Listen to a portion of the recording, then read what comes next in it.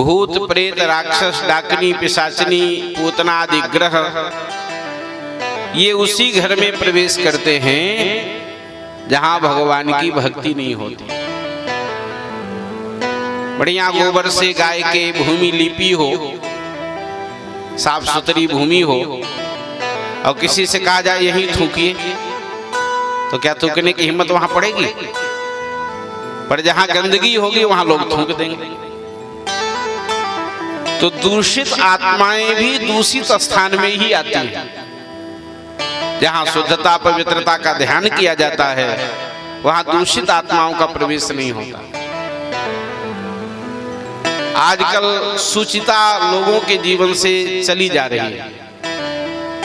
स्वच्छता तो है लेकिन सुचिता का अभाव है। स्वच्छता और सुचिता में क्या अंतर है?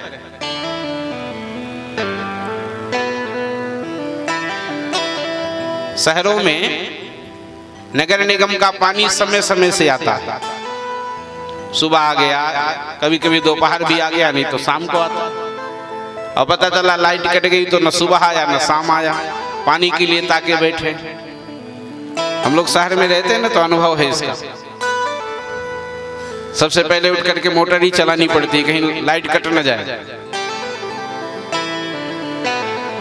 और किसी ने गोमती खोल लिया, चाय की दुकान खोल लिया, अब पानी समय से ही आना है।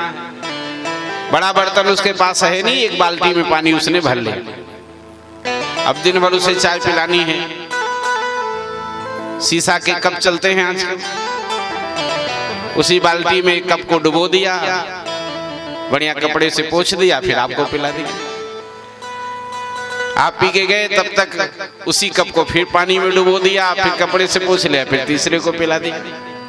तो आप जब कप हाथ में लिए तो स्वच्छ तो दिख रहा है, उसमें कोई कीचड़ नहीं लगा हुआ, लेकिन क्या शुचि है? वो पवित्र है?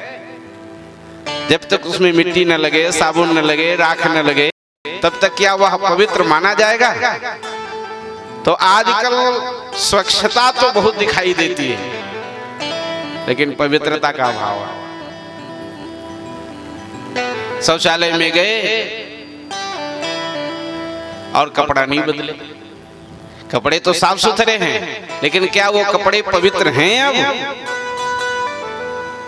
इसलिए पवित्रता का ध्यान रखना पड़ेगा। पहले स्वच्छता भले ही कम रही हो, लेकिन पवित्रता पर्याप्त थी।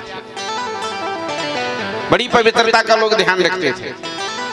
लेकिन आजकल स्वच्छता पर तो खूब अभियान चला, हम भी इसके समर्थक हैं।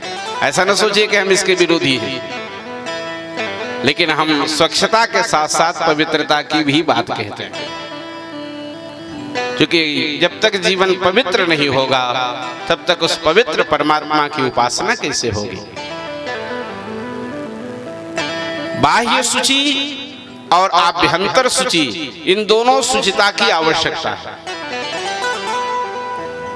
हम आपको उदाहरण देते हैं, प्रायः हमारे पूज्य गुरुदेव ये उदाहरण दिया करते हैं कि कोई एक शीशी है और शीशी में गंगा जी नहीं, गंगा जी का सामान्य जल नहीं, गंगोत्री का गंगा जल भर दिया जाए।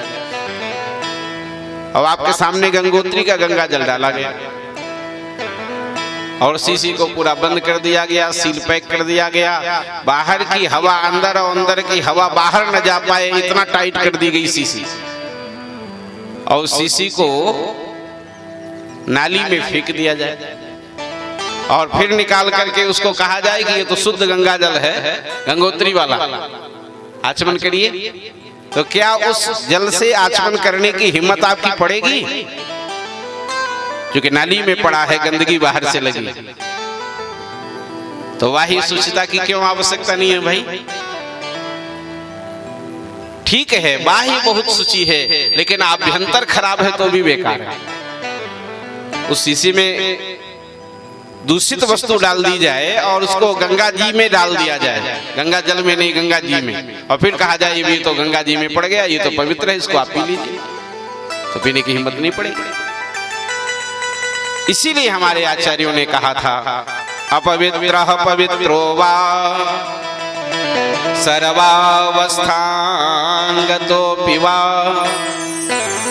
यह स्मरेत् पुंडरीकाक्षं सबाह्याभ्यंतरः शुचिः। इसलिए ये कहने से काम नहीं चलेगा, अपन मन चंगा तो कठौती में गंगा, नहाना पड़ेगा, शुचिता का भी ध्यान रखना पड़ेगा। भक्तवत्सल भगवान की जय।